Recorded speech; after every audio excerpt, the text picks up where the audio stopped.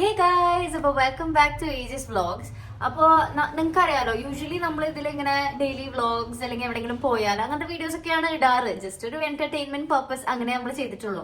ഇതുവരെ educational purpose ആയിട്ട് അങ്ങനെയൊന്നും ചെയ്തിട്ടില്ല, പ്രൊഫഷൻ റിലേറ്റഡ് ആയിട്ടും ഒന്നും ചെയ്തിട്ടില്ല.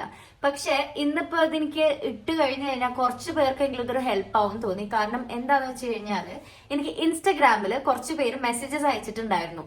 അതായത് എന്റെ പ്രൊഫൈലിൽ ഇതുപോലെ ഡെന്റിസ്റ്റ് ആണ് കൊടുത്തിട്ടുണ്ട്. അപ്പൊ അത് കണ്ടിട്ട് എനിക്ക് കുറച്ച് പേര് മെസ്സേജ് അയച്ചിട്ടുണ്ടായിരുന്നു, ചേച്ചി BDS എടുത്താൽ എങ്ങനെ, സ്കോപ്പ് ഉണ്ടോ, അങ്ങനെയൊക്കെ ഓരോന്ന് ചോദിച്ചിട്ട് മെസ്സേജ് അയച്ചിട്ടുണ്ടായിരുന്നു.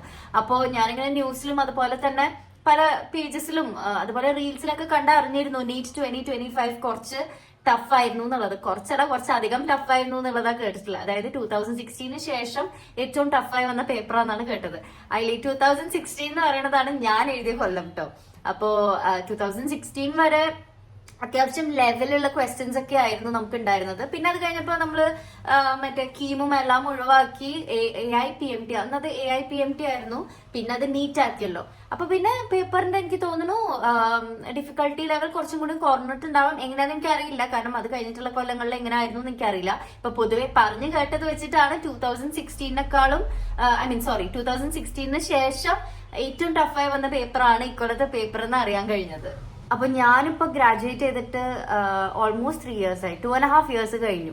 അപ്പൊ ഞാൻ എന്താ ഷെയർ ചെയ്യാൻ ഉദ്ദേശിക്കണേന്ന് വെച്ച് കഴിഞ്ഞാൽ, ഞാൻ എങ്ങനെ BDSലോട്ട് വന്നു, BDS എന്താണ്, എന്തൊക്കെയാണ് പഠിക്കാനുള്ളത്, അതിലെ സബ്ജക്ട്സ് എന്തൊക്കെയാണ്, അതുപോലെ തന്നെ BDSന്റെ സ്കോപ്പ്, അതായത് എനിക്ക് അറിയണ ഒരു ഇൻഫർമേഷൻ വെച്ചിട്ടാണ് ഞാൻ കണ്ടതും അതുപോലെ തന്നെ ഞാൻ മനസ്സിലാക്കിയ കാര്യങ്ങളൊക്കെയാണ് ഞാൻ ഷെയർ ചെയ്യാൻ പോണത്. അപ്പൊ നിങ്ങള് അഥവാ BDS എടുക്കണോ എന്നുള്ളൊരു ഡൗട്ടുള്ള ആളാണെങ്കിൽ തീർച്ചയായിട്ടും ഈ വീഡിയോ ഫുള്ള് കണ്ടിരിക്കണം. അപ്പോഴാണ് നിങ്ങൾക്ക് ഒരു ഐഡിയ കിട്ടുള്ളൂ. കാരണം ഞാൻ BDS എടുക്കുമ്പോൾ എനിക്ക് BDS എന്താണെന്ന് ഒരു ഐഡിയ ഉണ്ടായിരുന്നില്ല, എന്താ പഠിക്കാനുള്ളതെന്നും ഒരു ഐഡിയ ഉണ്ടായിരുന്നില്ല. എനിക്ക് ആകെ അറിയാവുന്ന ഒരു കാര്യം എന്തായിരുന്നു എന്ന് വെച്ച് കഴിഞ്ഞാൽ, നമ്മൾ BDS കഴിഞ്ഞ് കഴിഞ്ഞാൽ ഡെന്റിസ്റ്റ് ആണ്, നമ്മൾ ഡെന്റൽ ഡോക്ടേഴ്സ് ആണ്, നമുക്ക് പേഷ്യൻസിനെ ട്രീറ്റ് ചെയ്യാം, അത് ടൂത്ത് റിലേറ്റഡ് കാര്യങ്ങളാണ്. പിന്നെ ഫില്ലിങ്സ് ഉണ്ട്, പല്ല് പറിക്കുക, എക്സ്ട്രാക്ഷൻസ് അങ്ങനെയൊക്കെ ഉണ്ട്. അത്രേ എനിക്ക് അറിയണ്ടായിരുന്നുള്ളൂ. അല്ലാതെ അതിലപ്പുറം ഒരു നോളജും ഞാൻ BDSന് ഓപ്ഷൻ കൊടുക്കുമ്പോൾ എനിക്ക് അറിയില്ലായിരുന്നു. അപ്പൊ നിങ്ങൾ ഇങ്ങനെ BDS എടുക്കണോ വേണ്ടയോ എന്നുള്ളൊരു ഡൗട്ടിലാണ് എന്നാണെങ്കിൽ തീർച്ചയായും എന്റെ ഈ വീഡിയോയും അതുപോലെ തന്നെ അപ്കമിങ് വീഡിയോസും ഫുള്ളായി കണ്ടു കഴിഞ്ഞാൽ നീറ്റ് 2025 എഴുതിയ കുട്ടികൾക്ക് തീർച്ചയായിട്ടും ഹെൽപ്ഫുൾ ആയിരിക്കും ഈ വീഡിയോ ഒക്കെ.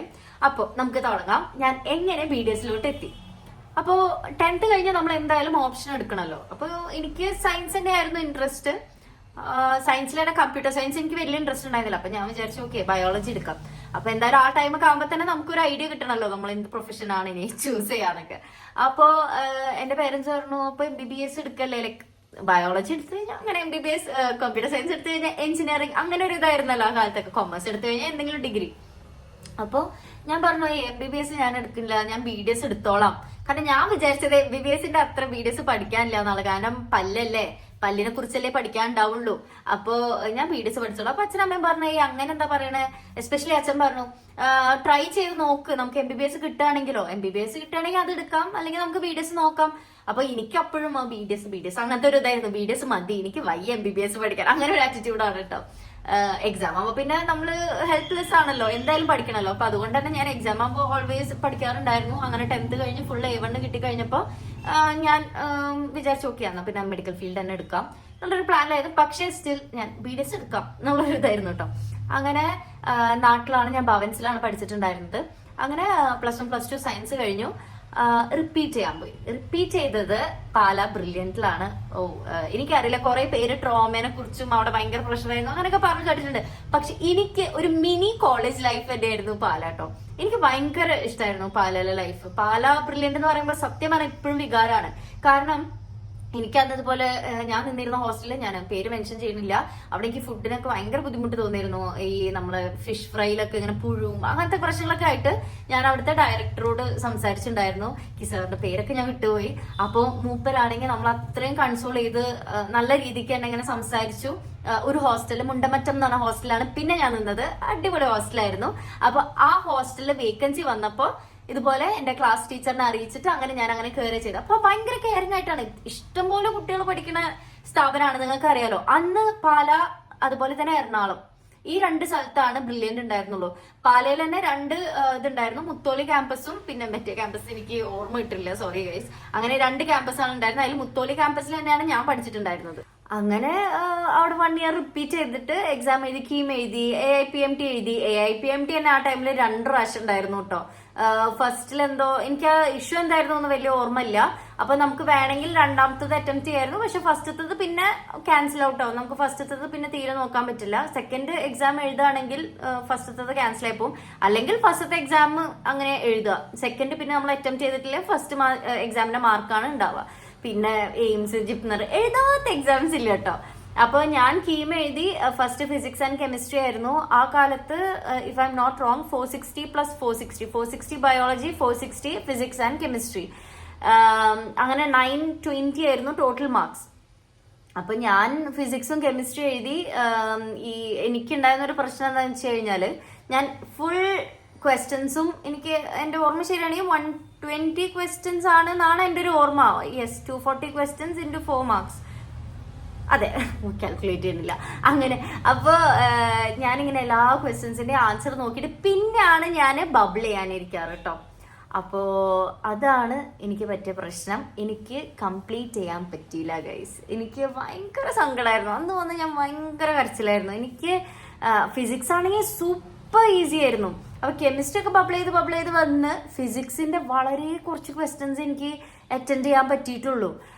എനിക്ക് ടോട്ടലി എത്ര അറ്റൻഡ് ചെയ്തു എന്നൊന്നും എനിക്ക് അത്ര ഓർമ്മയില്ല, പക്ഷെ കയ്യിൽ നിന്ന് പോയി എന്നുള്ളതായിരുന്നു. പിന്നെ ഞാൻ വിചാരിച്ചു സാരല്ല, ബയോളജിക്ക് നല്ലത് മേടിക്കണം. അന്ന് പിറ്റേ ദിവസം തന്നെയാണ് ബയോളജി എക്സാം ആയിരുന്നത്. അങ്ങനെ ബയോളജി എക്സാം എഴുതിയപ്പോൾ അടിപൊളിയായിട്ട് ചെയ്തു കേട്ടോ. ഫുൾ കറക്റ്റ് ആയിരുന്നു.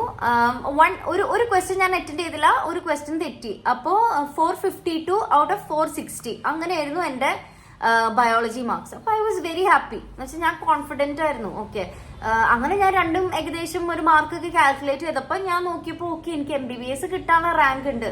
നോട്ട് ഇൻ ഗവൺമെന്റ് കോളേജ്, പക്ഷെ പ്രൈവറ്റ് കോളേജിൽ MBBS കിട്ടാനുള്ള ഒരു റാങ്ക് ഉണ്ടാവും എന്നാണ് എന്റെ പ്രതീക്ഷയായിരുന്നത്. പക്ഷെ നമ്മൾ പറയല്ലോ തലയിലെഴുത്ത് എന്ന് പറയില്ലേ, അപ്പൊ അതുപോലെയാണ്.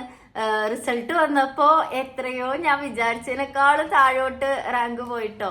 അപ്പൊ ഞാൻ വലിയൊരു കൺഫ്യൂഷനിലായി. റിപ്പീറ്റ് ചെയ്യണോ അതോ BDS കിട്ടുമോ നോക്കണം. അപ്പൊ ഞാൻ പ്രാർത്ഥിച്ചത് എന്താണെന്ന് വെച്ചാൽ BDS എങ്കിലും കിട്ടണേന്നാണ് ഞാൻ പ്രാർത്ഥിച്ചിരുന്നത് കേട്ടോ.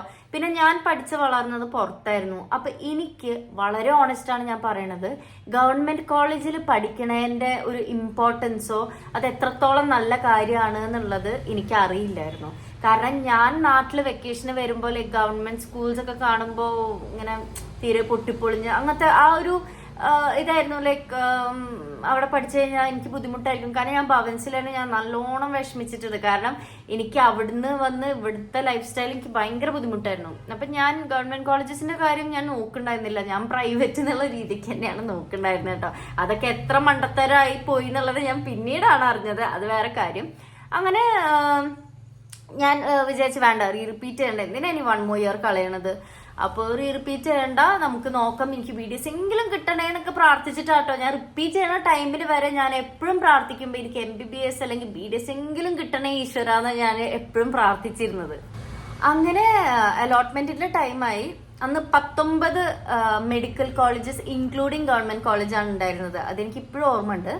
അങ്ങനെ ആ കോളേജൊക്കെ, ആ 19 കോളേജും ഓപ്ഷൻസ് കൊടുത്തു. പിന്നെ ഞാൻ കൊടുത്തത് കാലിക്കറ്റ്, അത് കഴിഞ്ഞിട്ട് കാലിക്കറ്റ് ഡെന്റൽ കോളേജ്, അത് കഴിഞ്ഞിട്ട് ഞാൻ ഓപ്ഷൻ കൊടുത്തത് MES ആണ്. അത് ആക്ച്വലി ഓപ്ഷൻ കൊടുത്താലൊക്കെ കുറെ അബദ്ധങ്ങൾ പറ്റിപ്പോയിട്ടുണ്ട്. അപ്പൊ ആ അബദ്ധങ്ങളൊന്നും നിങ്ങൾക്ക് പറ്റാതെ ഇരിക്കട്ടെ, ഞാൻ അതിൻ്റെയൊക്കെ വീഡിയോസ് ഞാൻ സെപ്പറേറ്റ് ചെയ്യണതായിരിക്കും കേട്ടോ.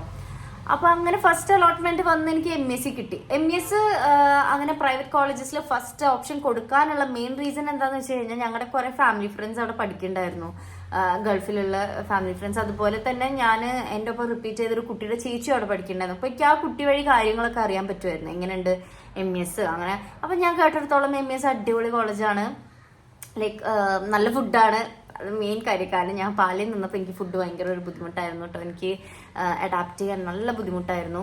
അപ്പോൾ അത് കാരണം കൊണ്ട് തന്നെ എനിക്ക് ഫുഡ് കുറച്ച് ഇമ്പോർട്ടൻ്റ് ആയ കാരണം കൊണ്ട് എന്നോട് പറഞ്ഞ ഫുഡ് നല്ലതാണ്. അങ്ങനെ പല കാര്യങ്ങളും ഞാൻ ഡിസ്കസ് ചെയ്ത് അങ്ങനെ ഫസ്റ്റ് അലോട്ട്മെന്റ് കൊടുത്തു. MESലാണ് എനിക്ക് കിട്ടിയത്. ഫസ്റ്റ് അലോട്ട്മെന്റ് വന്ന MES ഡെന്റൽ കോളേജ് പെരിന്തൽമണ്ണയാണ് എനിക്ക് കിട്ടിയത്. അങ്ങനെ സെക്കൻഡ് അലോട്ട്മെന്റ് കൊടുത്തപ്പോ ഞാൻ വീണ്ടും ബുദ്ധിക്ക് കളിച്ചില്ല. ശരിക്കും ഗവൺമെന്റ് കോളേജസ് ആഡ് ചെയ്യേണ്ടതായിരുന്നു. ഞാൻ അവിടെ കാലിക്കറ്റും കൂടി ഒഴിവാക്കി വെറും MBBS മാത്രം കൊടുത്തുപോയി. അപ്പോ വീണ്ടും സെക്കൻഡ് അലോട്ട്മെന്റ് കിട്ടിയില്ല. അന്ന് എന്റെ ഓർമ്മ ശരിയാണെങ്കിൽ 2 അലോട്ട്മെന്റ് ആണ് ഉണ്ടായിരുന്നെന്ന് തോന്നുന്നുണ്ട്. പിന്നെ സ്പോട്ട് അലോട്ട്മെന്റ്സ് ആയിരുന്നു പിന്നെ ഉണ്ടായിരുന്നത്. അപ്പൊ എനിക്ക് MS തന്നെയാണ് കിട്ടിയത്.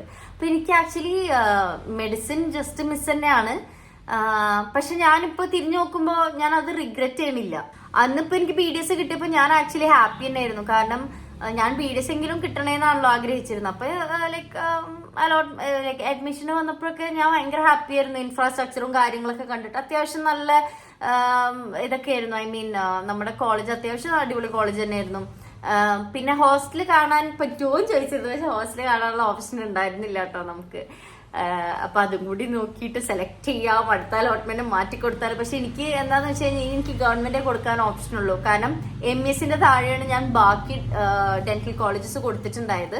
അപ്പൊ അതൊക്കെ ക്യാൻസൽ ഔട്ട് ആവുമല്ലോ പിന്നത്തെ അലോട്ട്മെന്റ് ആവുമ്പോൾ. അപ്പൊ ഗവൺമെന്റ് കൊടുത്തൂല്ല. അതാണ് എനിക്ക് പറ്റിയൊരു, എനിക്ക് റിഗ്രറ്റ് ചെയ്യണമെങ്കിൽ ഞാൻ ഒരു കാര്യമാണ് റിഗ്രറ്റ് ചെയ്യണത്, ഞാൻ ഗവൺമെന്റ് കോളേജസ് ഓപ്ഷൻ കൊടുത്തില്ല. ഫസ്റ്റ് അലോട്ട്മെന്റിൽ കാലിക്കറ്റ് കൊടുത്തു, പിന്നത്തെ അലോട്ട്മെന്റിൽ ഞാൻ അതും ഒഴിവാക്കി. കാരണം എനിക്ക് MS ഭയങ്കര ഇഷ്ടമായി MS കണ്ടപ്പോൾ. പിന്നെ ഞാൻ വിചാരിച്ചെന്താന്ന് വെച്ച് കഴിഞ്ഞാൽ വാട്ട് എവർ ഇറ്റ് ഈസ്, നമുക്ക് ഡോക്ടർ എന്നുള്ള പ്രീഫിക്സ് കിട്ടുമല്ലോ, അപ്പൊ ഞാൻ ഡോക്ടർ അഖില സുൽകുമാർ ആവുമല്ലോ, അതൊക്കെ ആയിരുന്നു കേട്ടോ. ഞാൻ ഭയങ്കര ഹാപ്പി ആയിരുന്നു. കാരണം ഞാൻ പറഞ്ഞല്ലോ ഞാൻ BDS എങ്കിലും കിട്ടണം എന്നാണ് ഞാൻ പ്രാർത്ഥിച്ചിട്ടുണ്ടായിരുന്നത്. അപ്പോ വേറെ എനിക്കുണ്ടായിരുന്ന ഒരു മെയിൻ കാര്യം, ഞാനിങ്ങനെ ആലോചിക്കുമായിരുന്നു, അയ്യോ നമുക്ക് കടാവറിൽ പഠിക്കാനുണ്ടാവോ, പിന്നെ അതുപോലെ തന്നെ സ്റ്റെതസ്കോപ്പ് യൂസ് ചെയ്യാനുണ്ടാവോ. അപ്പൊ അങ്ങനത്തെ കാര്യങ്ങളൊക്കെ ഞാൻ പറഞ്ഞല്ലോ. എന്റെ ഒപ്പം റിപ്പീറ്റ് ചെയ്തൊരു ഫ്രണ്ട് ഉണ്ട്, അവളുടെ ചേച്ചിയോട് ചേച്ചിയോട് ആ കടാവറൊക്കെ നമുക്ക് പഠിക്കാനുണ്ട്. അങ്ങനെ പറഞ്ഞപ്പോൾ ഞാൻ ഭയങ്കര ഹാപ്പി ആയിരുന്നു കേട്ടോ. ഓക്കെ നമുക്കപ്പോ കടാവറൊക്കെ കാണാം, അതിലേക്ക് പഠിക്കാം, അങ്ങനെയൊക്കെ ഭയങ്കര ഹാപ്പി ആയിരുന്നു എല്ലാം കൊണ്ടും. അങ്ങനെ October 3rd, 2016 എന്റെ BDS ജേർണി തുടങ്ങി. MES ഡെന്റൽ കോളേജിലെ എന്റെ BDS ജേർണി തുടങ്ങി. ഇനി ബാക്കി വിശേഷങ്ങൾ, ഇപ്പൊ ഇത് ഇത്രയും ലോങ് വീഡിയോ ആയി, ഇനി ഞാൻ ബാക്കി വിശേഷങ്ങൾ അടുത്ത വീഡിയോയിൽ പറയണതായിരിക്കും.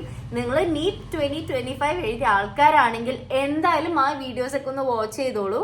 വാച്ച് ചെയ്തതിന് ശേഷം മാത്രം നിങ്ങൾ BDS വേണോ വേണ്ടയോ എന്നുള്ളത് ആലോചിച്ചിട്ട് എടുക്കുക. അപ്പൊ ഇതാണ് എന്റെ ലൈക് ഞാൻ എങ്ങനെ BDSലോട്ട് എത്തി എന്നുള്ള ഒരു കാര്യമാണ് ഞാൻ ഈ പറയുന്നത്. അപ്പൊ ഇനി എല്ലാ ഡീറ്റെയിൽ കാര്യങ്ങളും, അതായത് നമ്മൾ BDSൽ എന്തൊക്കെ എക്സ്പെക്ട് ചെയ്യണം, എന്തൊക്കെ പഠിക്കാനുണ്ട്, ഏതൊക്കെ സബ്ജക്ട്സ് ആണ് പഠിക്കാനുള്ളത്, അതുപോലെ തന്നെ BDS കഴിഞ്ഞാലുള്ള സ്കോപ്പും അതിന്റെ കാര്യങ്ങളൊക്കെ കുറിച്ച് പറയണ വേറെ വീഡിയോസ് വരുന്നതായിരിക്കും. അപ്പൊ നിങ്ങൾക്ക് NEET 2025 എഴുതിയ ഫ്രണ്ട്സ് ഉണ്ടെങ്കിൽ എന്തായാലും ഈ വീഡിയോ ഷെയർ ചെയ്യുക, അവർക്ക് ഇത് ഹെൽപ്ഫുൾ ആവുമെന്ന് വിചാരിക്കുന്നു.